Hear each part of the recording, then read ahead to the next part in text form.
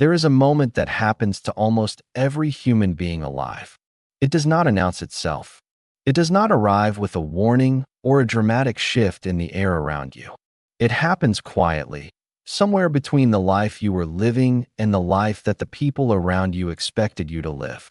And in that quiet, unremarkable moment, something is taken from you. Not by force, not at gunpoint, not through manipulation or threats. It is taken in a way that is far more powerful than any of those things. It is taken with your full, willing, smiling permission. And what is taken is your mind. Before we go any further, we want to hear from you. Go ahead and let us know in the comments where you are watching from. We would love to hear from you. And don't forget to hit that subscribe button so you never miss any of our upcoming videos. Now, let us begin. His name was Daniel. He grew up in a small town outside of Columbus, Ohio, the kind of town where everyone knew your father's name and your grandfather's name and the church your family had attended for 3 generations. He was bright. His teachers noticed it early. His 4th grade teacher once told his mother that Daniel had the kind of mind that asked questions most adults had stopped asking. She meant it as a compliment. And for a while, that quality was the thing that made him remarkable. He questioned everything. He pushed back on easy answers. He sat with discomfort in a way that most people his age could not. And then, slowly, almost invisibly, that quality began to disappear. It did not disappear overnight. That is the first thing you need to understand about this story. The loss of independent thought is never a dramatic event. It is not a breakdown or a crisis or a single moment of weakness. It is a gradual erosion. It is a slow wearing away, the way a river wears away a stone over decades, until one morning you pick up the stone and it no longer resembles the thing it once was. Daniel did not notice the erosion happening. Neither did the people around him, because the erosion looked, from the outside, exactly like growth. It looked like maturity. It looked like belonging. It looked like finally becoming the man everyone had always hoped he would be. By the time he was 34, Daniel had a career in middle management at a logistics company in Cincinnati, a marriage, 2 kids, a mortgage, a truck, and a set of opinions about politics, religion, money, and success that he could recite with total confidence at any dinner table or family gathering. He believed those opinions were his. He had never once stopped to ask where they had actually come from. To understand what happened to Daniel, you have to understand what happened inside a laboratory at Yale University in the early 1950s, because what happened in that room is still one of the most unsettling discoveries in the history of human psychology. A researcher named Dr. Marcus Reed, working under the broader framework of social influence studies that were reshaping the field at the time, sat a young man down at a table with a group of strangers and showed him 2 cards. On one card was a single line. On the other card were 3 lines of clearly different lengths. The task was simple. Match the line on the first card to its identical match on the second card. The answer was obvious. A child could see it. And yet, one by one, every other person sitting at that table pointed to the wrong line and said it out loud, calmly, confidently, as if they were stating a simple fact. The young man looked at the card. He looked at the group. He looked at the card again. And then, despite every signal from his own eyes and his own brain telling him the truth, he pointed to the wrong line too. This experiment, replicated across hundreds of participants and dozens of variations, revealed something that the scientific community found deeply troubling. When placed in a room where everyone else agrees on something, most human beings will abandon what their own senses are telling them and conform to the group's answer. Not because they are stupid, not because they cannot see the truth, but because the social cost of standing alone, in that moment, feels more dangerous than the intellectual cost of being wrong. Roughly 37% of participants conform to the clearly incorrect group consensus in every single trial, and a staggering 75% conformed at least once across the full study.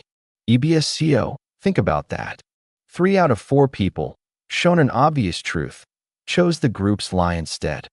And when they were interviewed afterward, Many of them said the same thing. They knew the group was wrong. They went along anyway. This is not a story about weakness. This is a story about wiring. In post-experimental interviews, many participants reported that they had realized the group's answer was wrong, but still went along in order not to stand out. Wikipedia, that phrase deserves to sit with you for a moment. They knew. They went along anyway. Because the desire to belong, the ancient, primal terror of social exclusion, is not a character flaw. It is one of the oldest survival mechanisms in the human brain. For hundreds of thousands of years, being cast out of the group meant death. The tribe was warmth. The tribe was food. The tribe was protection from everything in the darkness that wanted to kill you. And so the brain learned, over millennia, to treat social rejection with the same urgency as physical danger. To disagree with the group was not merely uncomfortable. At a neurological level, it registered as a threat to survival. The problem is that we are no longer living in that world. The predators outside the firelight are gone, but the wiring remains.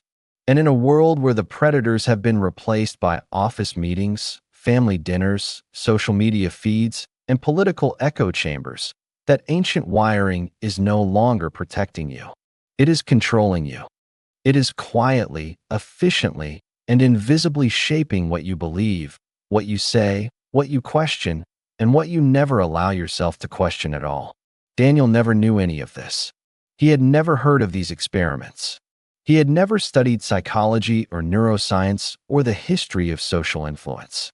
He was just a man living his life, working his job, raising his kids, and believing with complete sincerity that every opinion he held was the product of his own independent thinking. He had no idea that the mind he trusted most was the mind most compromised by the world around him.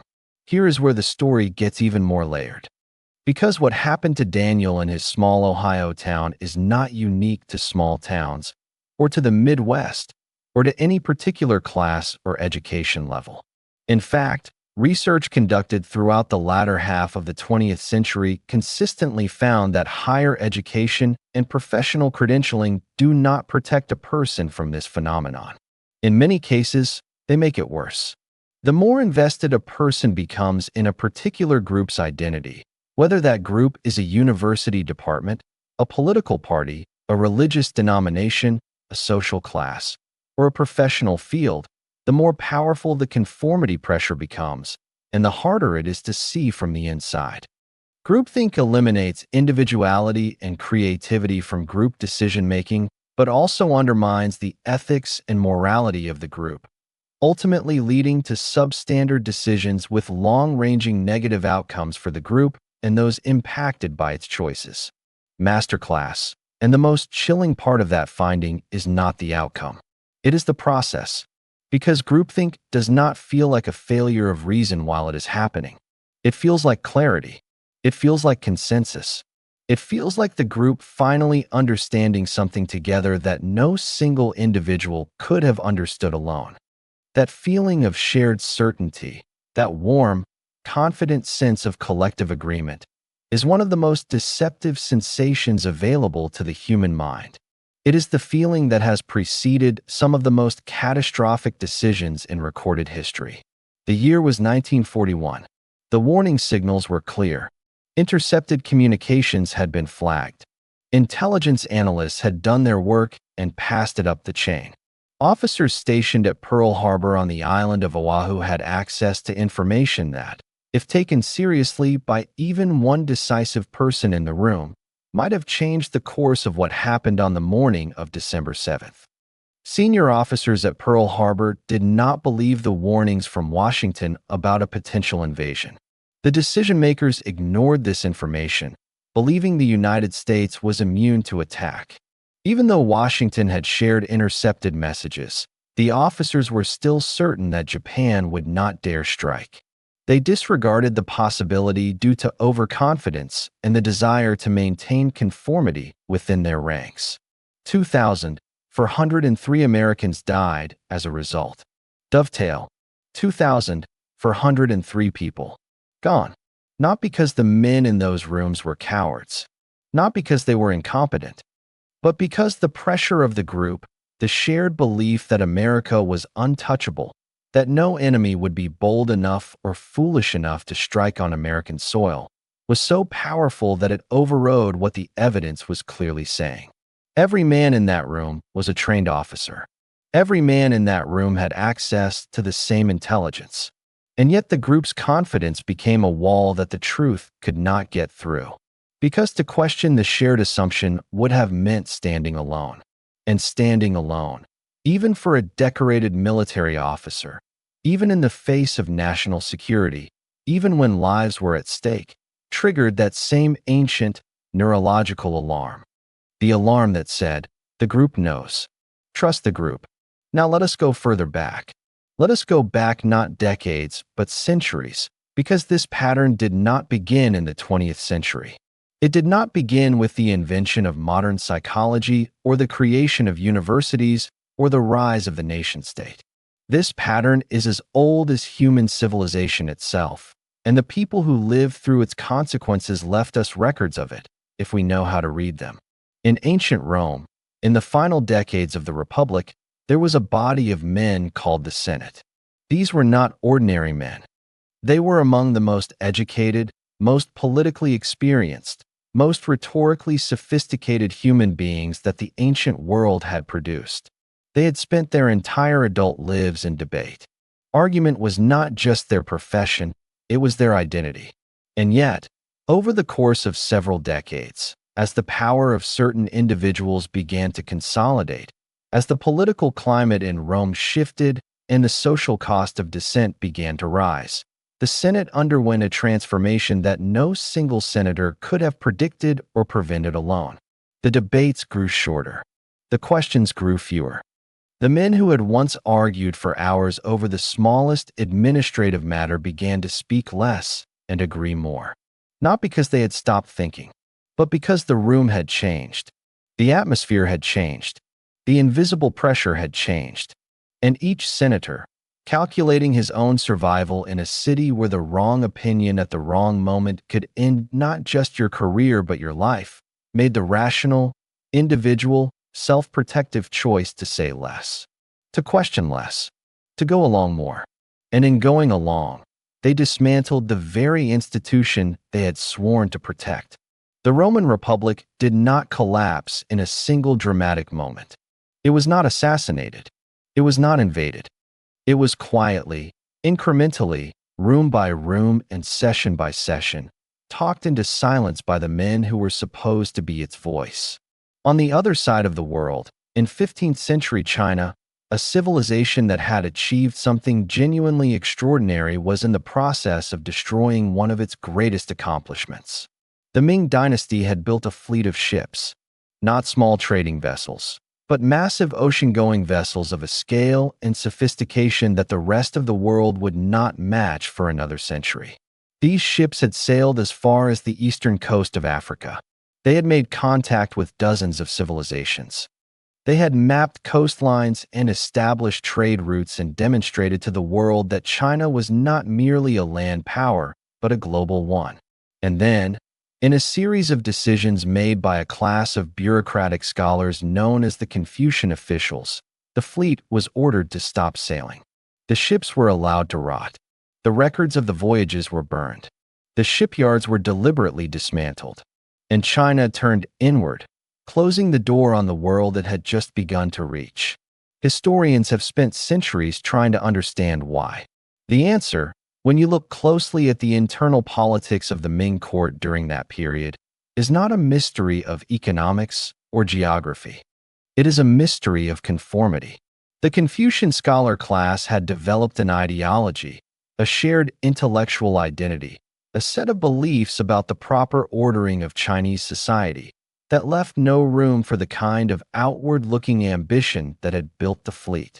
And within that group, among men who had spent their entire careers rising through an examination system that rewarded intellectual conformity above all other qualities, the idea of questioning the dominant ideology was not merely unusual. It was professionally fatal, so no one questioned it. Not because no one saw the value in the fleet, but because the group had already decided. And the group, in the world those men inhabited, was everything. Back in Cincinnati, Daniel was 41 years old. He had been passed over for a promotion he believed he deserved. He had not said a word about it to his supervisor. He had not challenged the decision or asked for a meeting or requested any explanation. He had gone home, told his wife it was fine, and gone to bed. Somewhere in the back of his mind, beneath the practiced composure, something was restless. Something that had been restless for years. A low, persistent feeling that there were things he had always wanted to say and had never said. Questions he had always wanted to ask and had never asked. Not because he lacked the intelligence or the words, but because somewhere along the way, he had learned, the way all of us learn, that certain questions were not welcome, that certain observations made people uncomfortable, that the man who stood alone with the truth was not celebrated. He was the man who got left out. He was the man who did not get invited back. He was the man who made the room go quiet in the wrong way. And so Daniel had become, over decades, a man who had mastered the art of making rooms go quiet in the right way. The art of agreement. The art of belonging. The art of looking, from the outside, like a man completely at peace with who he was. While inside, very quietly, the part of him that had once asked the questions most adults had stopped asking was still there. Still awake. Still waiting. In 1961, a psychologist at Yale University set up what would become one of the most cited and most disturbing experiments in the history of behavioral science. Dr. Marcus Calloway, working within a broader framework of social psychology research at the university, designed a study intended to measure how far ordinary people would go in following the instructions of an authority figure, even when those instructions conflicted with their personal conscience and their own moral judgment. Wikipedia, the participants were ordinary American men, accountants, teachers, postal workers, engineers, men who considered themselves decent, moral, reasonable human beings. They were told they were participating in a study on learning and memory. They were placed in front of a panel of switches and told that each time the person in the next room answered a question incorrectly, they were to administer an electric shock. And with each wrong answer, they were to increase the voltage. The person in the next room was not actually receiving shocks, but the participant did not know that. They heard the screams. They heard the pleading. They heard the silence that came after the pleading stopped. The experiments unexpectedly found that a very high proportion of subjects would obey the instructions, with every single participant going up to 300 volts and 65% going all the way to the maximum of 450 volts. Wikipedia, 450 volts. A level clearly marked on the panel with the words, danger, severe shock, and then, above that, XXX. And still, 65% of ordinary American men, men who had never harmed anyone in their lives, men who went to church and coached Little League and helped their neighbors shovel snow, continued to press the switch. Not because they wanted to, but because a man in a white lab coat, seated calmly at the other end of the room, said 4 words, "Please continue the experiment." 4 words. And the conscience of 65% of ordinary, decent American men stood down. People tend to obey orders from other people if they recognize their authority as morally right or legally based. This response to legitimate authority is learned in a variety of situations, in the family, in school, in the workplace. Lumen learning. We are taught, from the very beginning of our lives, to trust the structure, to trust the hierarchy, to trust the person in the room who appears to know more than we do. And that trust, which is not irrational, which is in fact the foundation of every functioning institution human civilization has ever built, can also become the mechanism through which our own independent judgment is quietly and completely surrendered. The question that needs to be asked here is not whether these men were weak. The question is not whether they were morally inferior to the men who refused. The question is, what is the difference between a man who pressed the switch and a man who did not? Because the research tells us that the difference was not intelligence. It was not education. It was not character in the broad sense of the word. The most consistent predictor of resistance across multiple replications of the study was a single factor: whether the person had, at some prior point in their life, developed the habit of questioning authority. Not the reflex to rebel, not anger or defiance for its own sake, but the quiet, practiced, deliberate habit of stopping before accepting something and asking, "Is this actually true? Is this actually right? Am I agreeing because I have thought this through, or am I agreeing because everyone else in the room is agreeing?" That habit, that one habit, was the difference between the man who walked out of the room and the man who did not. Daniel did not have that habit, not because he was born without it. He was born with exactly the kind of mind that might have developed it. His fourth-grade teacher had seen it. But a mind, like any living thing, requires the right conditions to grow.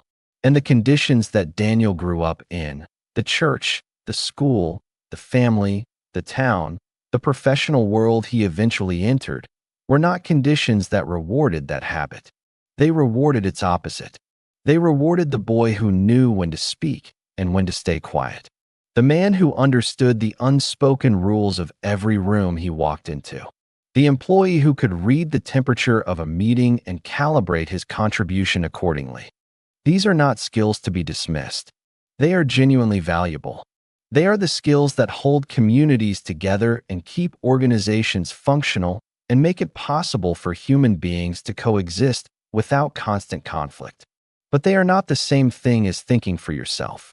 And over time, the skills of belonging can quietly replace the habit of thinking. Not all at once, not dramatically, but gradually, the way Daniel's town had changed over the decades he had lived in it.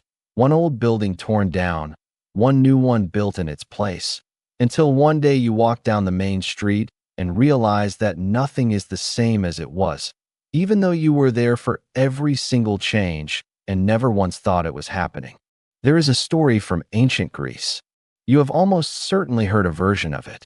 A man named Odysseus was sailing home after a long war, and his ship was approaching a stretch of water where creatures called the sirens lived on rocky cliffs.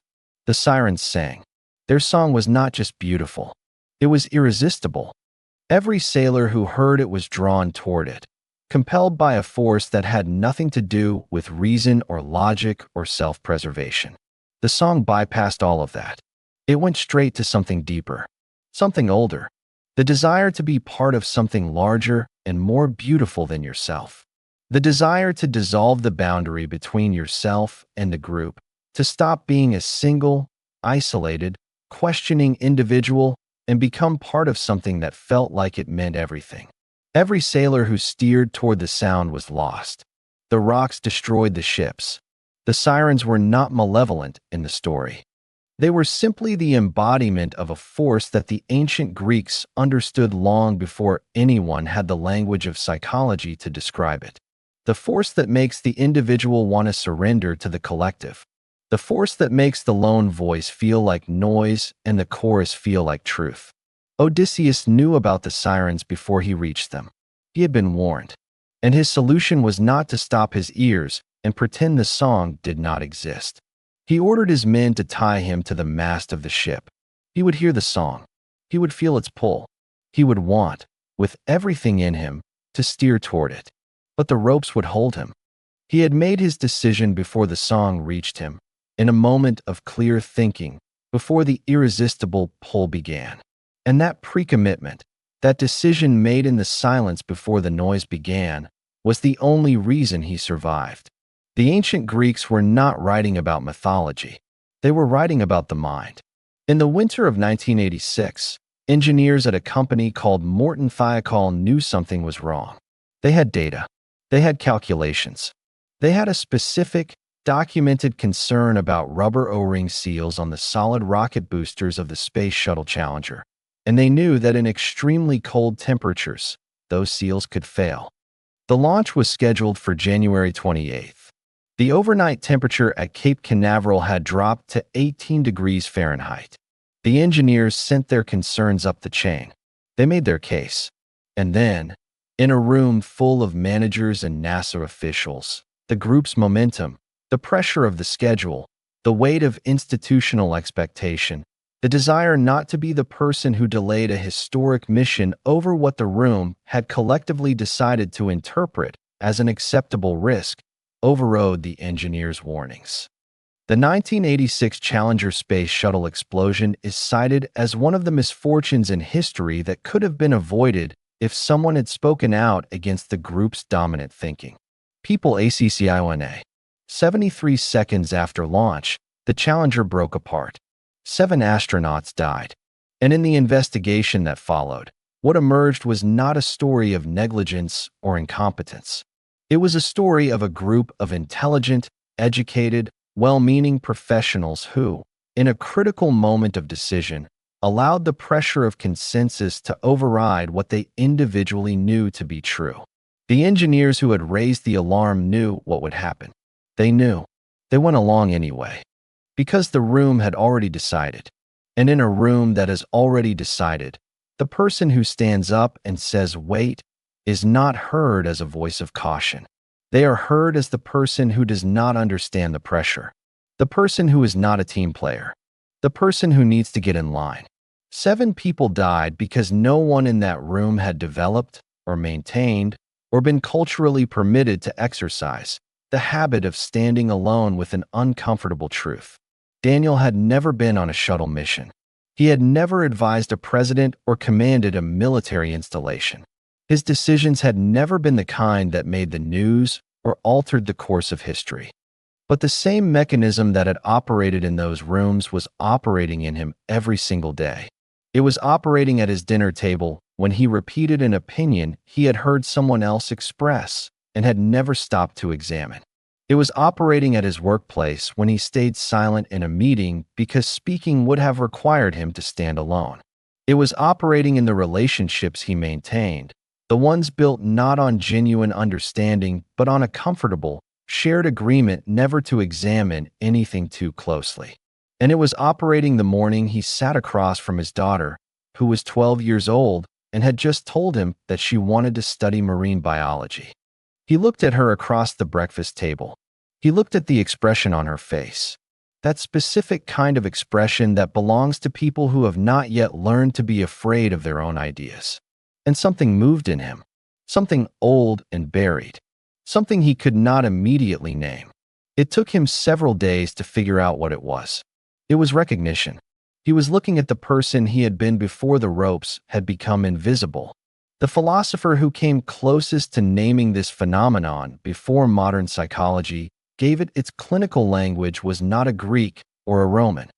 He was a 16th century Frenchman named Michel, a magistrate and essayist who spent years in a tower room on his family's estate, writing in absolute solitude, asking himself questions that no one else in his social world was asking. He wrote about the terror of independent thought. He wrote about the way that belonging to a group changes not just what you say, but what you are capable of seeing. He wrote about the experience of watching educated men defend positions they had never examined, not because they were dishonest, but because they had absorbed those positions so completely from the culture around them that they could no longer distinguish between the ideas they had chosen and the ideas that had been chosen for them. He called this the most dangerous form of self-deception, not the lie you tell other people, but the lie you have told yourself so many times that you have forgotten it is a lie. He wrote all of this in the 1570s. More than 450 years later, psychologists would conduct experiments in laboratories that confirmed, in clinical detail, everything he had suspected from his tower in southwestern France. The pattern he identified was not an accident of his era. It was not a quirk of French Renaissance culture. It was a feature of the human mind that repeats itself across every civilization, every century, every social structure, every professional environment, every family, and every individual life, including yours, including mine. The question I want you to sit with is not a comfortable one. It is not the kind of question that feels good to ask, because it does not resolve easily, and it does not come with a clean answer that you can write down and post on your wall and feel better about. The question is this: what do you currently believe, with full confidence and zero uncertainty, that you have never once examined in private silence. Not the things you say you believe, not the positions you take in arguments or the opinions you express at dinner, but the deep structure beliefs, the ones so foundational that they feel like facts rather than choices, the ones that feel not like something you decided, but like something you discovered. What are those beliefs? Where did they actually come from? What was the room, and who were the people in it when those beliefs first entered your mind? And were you, in that room, the person who examined the belief before accepting it? Or were you the person who looked around, calculated the social temperature, and quietly, efficiently, invisibly went along? The research is consistent on one finding. Individuals' willingness to follow authority is often rooted in the perception that those in power hold legitimate authority. Studies show that people are more likely to comply when they believe that the authority figure is credible. Ecology, but here is what the research also tells us, and this is the part that is almost never quoted. The moment a single voice in the room disagrees, the power of the group's pressure collapses. In variations of the conformity experiments, when even one other person in the room agreed with the real participant, conformity rates dropped dramatically. Psychology Town, one voice. One person willing to say out loud what they privately knew to be true. And the spell broke. Not completely, not permanently, but in that moment, it broke enough to let the truth back in. This is not a small finding. This is, if you follow its implications all the way to their conclusion, one of the most important things ever discovered about the mechanics of human civilization. Every social system, every institution, every community, every relationship that has ever corrected itself, that has ever pulled back from a catastrophic decision at the last moment, that has ever changed course before the rocks destroyed the ship, did so because of a single voice that was willing to stand alone before it was safe to stand alone. Every single time. Daniel did not know this. He did not know that the thing he had spent 30 years carefully, skillfully, professionally avoiding was also the thing that everything he cared about most was waiting for him to do. He was 43 years old when it happened. The moment that, looking back, he would identify as the day things began to change. It was not a dramatic moment. It was not a confrontation or a crisis or a collapse. It was a Tuesday. He was in a meeting, a quarterly review. His company was about to make a decision that he had known, privately, for 6 weeks was the wrong one. Every instinct, every piece of data he had access to, every conclusion his own analysis had produced, pointed in a different direction. He had told himself, for 6 weeks, that he was missing something, that the people in the room, the people who had been here longer and knew more and carried more authority, must be seeing something he was not. He had told himself that he was not qualified to push back, that it was not his place, that speaking would make him the person who made the room go quiet in the wrong way. And then his daughter's face appeared in his mind. 12 years old, not yet afraid of her own ideas. He raised his hand. He said, "I want to push back on something."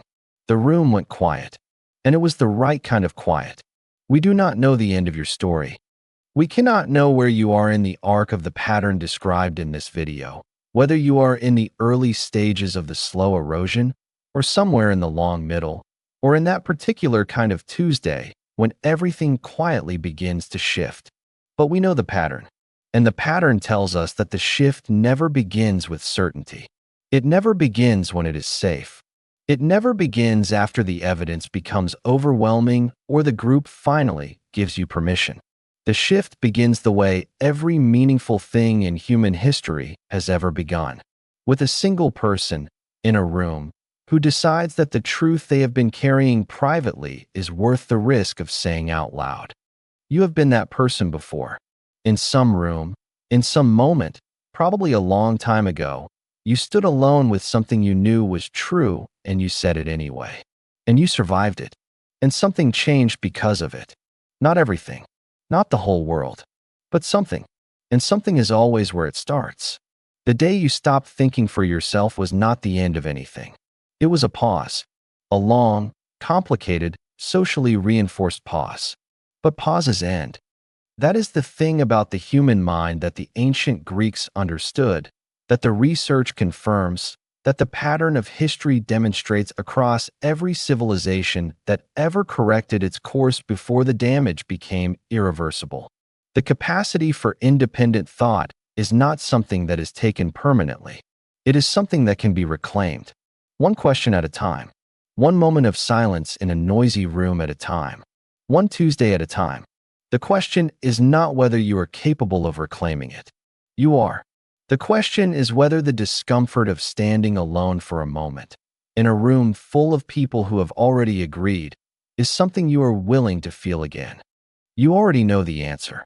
That is why you watched this far. And before we leave you with that, we want to hear from you. Where in the world are you watching this from? Drop it in the comments below. We genuinely read every one. And if this video found something in you that you did not expect it to find, hit that subscribe button. Because what we are building here, on this channel, is a community of people who refuse to stop asking the questions most people have learned to leave alone. The next video goes further. We will see you there.